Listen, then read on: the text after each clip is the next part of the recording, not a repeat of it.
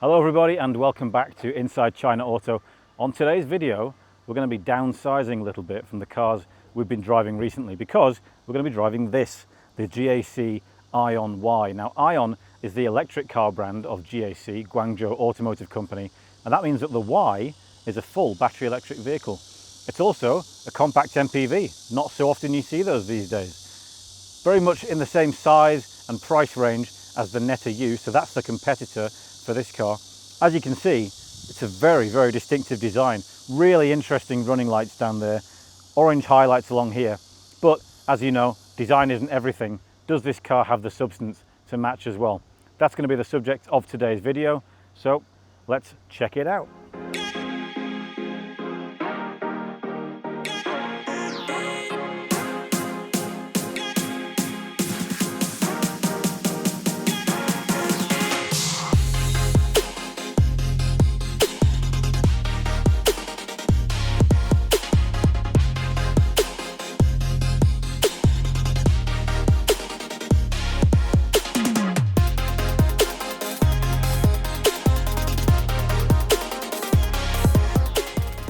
Okay, so starting here at the front, as we usually do, and you can see we're off to a strong start. We've got a very characterful, distinctive face on the front of this AION Y. It's certainly an electric car, no doubt about that. We've got very little ventilation down at the bottom there, but it's very chiseled, it's very futuristic and modern. Looks like it's made for the 21st century. You've got sharp lines up here on the bonnet and across the grille. Also this contrasting grey plastic here with the bright orange highlight and the baby blue. You've also got the most distinctive feature, which are these angel's wings daytime running lights. These look amazing at night. And it's just a very characterful front of the car. But let's check the side out. Okay, so here inside profile, the Y is every bit as distinctive as it is at the front, and you get that futuristic techie theme continuing here. You've got a monobox design. As we said, it's a compact MPV, so that looks quite cool. Look kind of quite squat and compact, yet it's still actually quite big. I mean, look at the size of these doors. These doors are absolutely vast. There's loads of space inside this car. What I really like are these sort of grey panels here around the wheels, kind of squared off, slightly rounded edges. They look really distinctive and futuristic. You've also got this kind of triangle here where the window comes to a point at the back with chrome parts on there that look kind of quite aggressive. You've got the orange highlight all along the roof bars there and on the wheel arches as well. And a bit of decent alloys on there. They're not too bad. They are 18-inch alloys. You've also got, for aerodynamic purposes, door handles that pop out at the side of the car as well. Okay, so here at the rear, the Y remains as distinctive as ever. Loads of interesting features here on a rear end that's very squat. Feels like it's been chiseled off at the back there. Starting up here, got a large rear spoiler with twin high-level brake lights up there. Got really interesting, distinctive lights here. These are called Pathway to the Stars. They look really cool at night. You've got really sharp chiseling all around the bottom there to again enhance that sort of squat look. Down at the bottom, you've got a metal effect panel just to finish off that kind of techie feel. Under the boot lid, we've got loads of space in here. So we don't have a number actually for how many litres of space there are, but you can see it's a very wide opening. It's actually the full width of this very large umbrella. And there's a bit of extra space down there as well, also underneath the boot floor.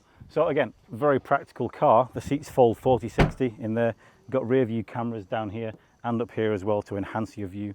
So yeah, this is a really cool looking car. But let's check out inside.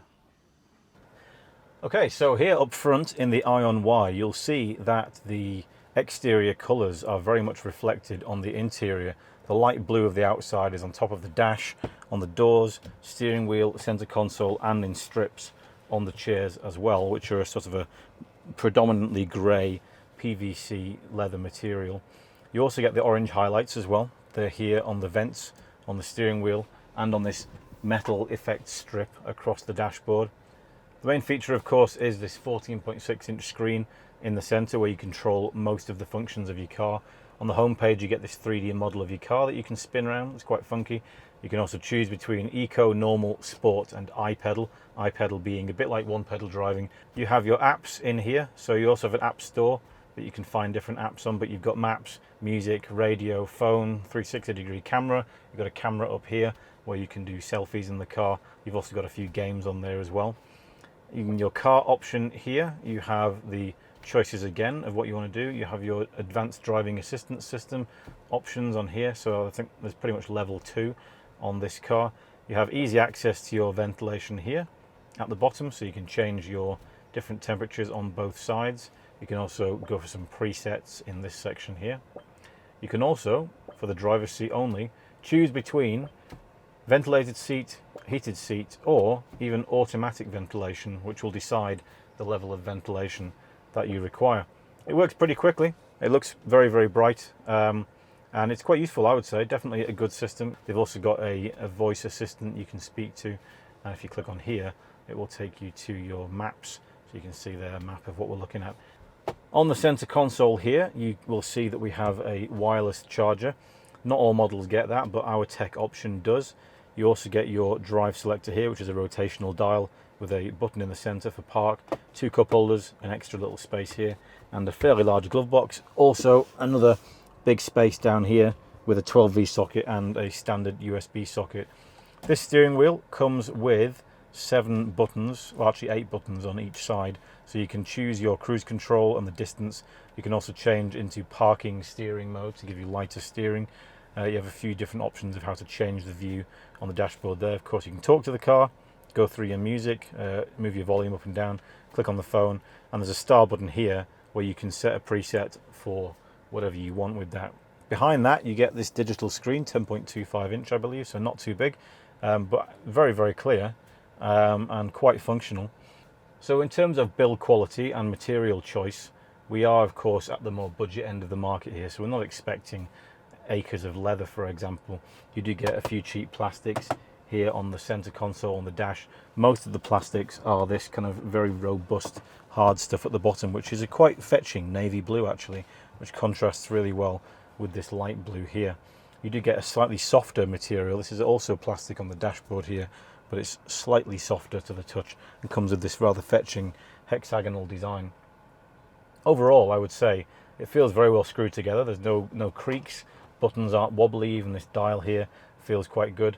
It's a very light, bright interior because of the grey seats and the light coloured accents, and of course because of this 2 meter squared sunroof above our head, which also opens as a sunroof as well.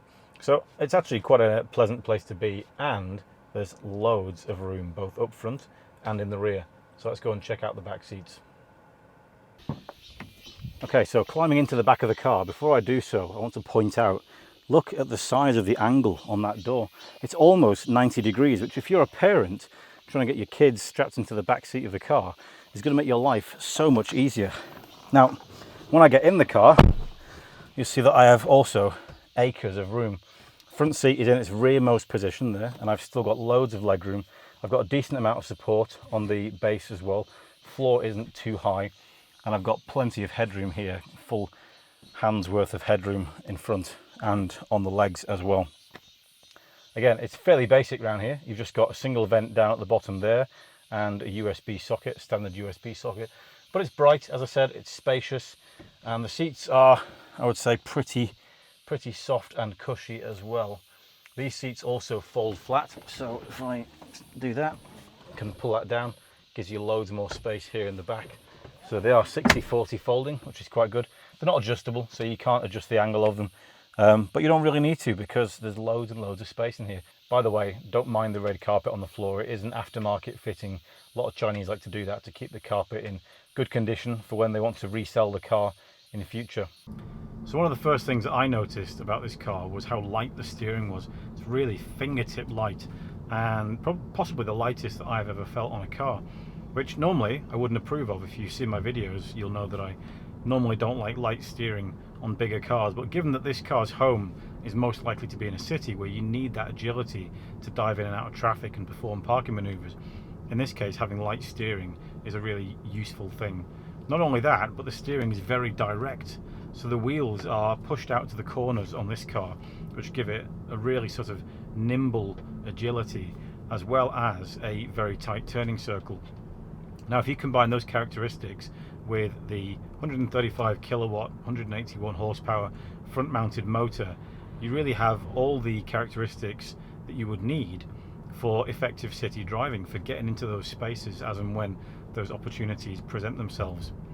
Now, coming back to that steering, what I didn't realise until I found in the system was that there are actually different levels of steering strength. So if I click on this button here, slide across and click on it and put it onto 3, basically the steering is now actually genuinely really weighty.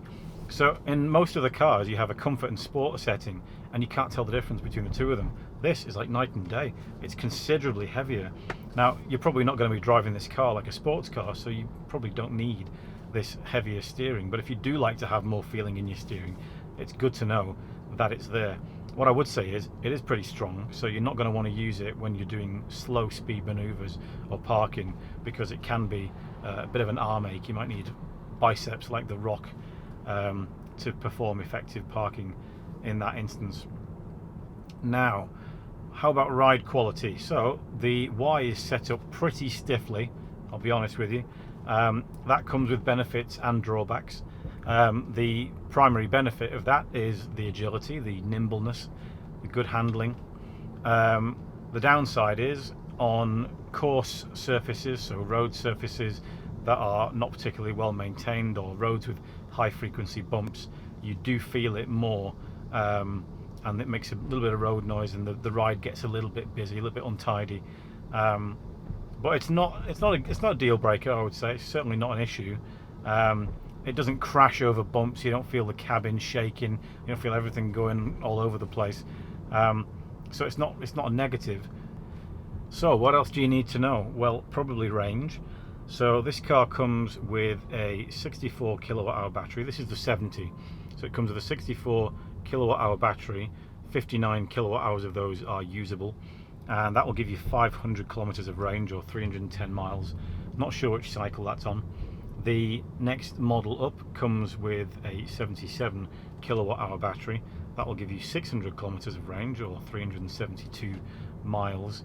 Again, the reality is you're probably going to see somewhere between 60 and 75% of the actual figure in your real world driving. So you're probably going to get more like 200 miles or 350 kilometers, something like that, in real world range. But it's not too bad. I mean, you're going to be driving around a city doing less than 40 miles a day. You won't need to charge this car for the entire week, basically. Okay, so the big question is, how does the Y fare on price? I think you'll agree it's pretty good value. So it starts at 137,600 RMB. That's about $20,500. You'll get 500 kilometers of range with that, and obviously the base spec. It rises to 175,600 RMB, which is about $26,000, and with that you'll get the 600 kilometer range and considerably more spec. So you'll get things like your level 2 smarts, your adaptive cruise control, your lane keeping assist. You'll also get heated and ventilated driver's seat, and electrically adjustable as well, and a few other features on top. So I think it's pretty good value, and especially considering how much space you get, this would be an excellent family car, and it already is a very popular ride-hailing car as well, which is actually true also of the Aion S, the brother of the Aion Y. Okay, so that's it for our review of the Aion Y. How did it fare? Well, I have to say, overall impressions, very positive. Not only does it look really cool, but I think it offers a great value entry into electric car ownership for small families. Personally, I'm delighted to see the return of compact MPVs, though it does still have some way to go to match the practicality of the original Renault Scenic, for example. Nevertheless, I do think it deserves to do really, really well in its market. It's well spec'd, it's well priced, it's absolutely vast inside, it's got so much space inside. And it's nippy, it's a great little steer, great around town. It's a really good size. I would definitely recommend for anybody who's looking to get into the electric car market at this price point.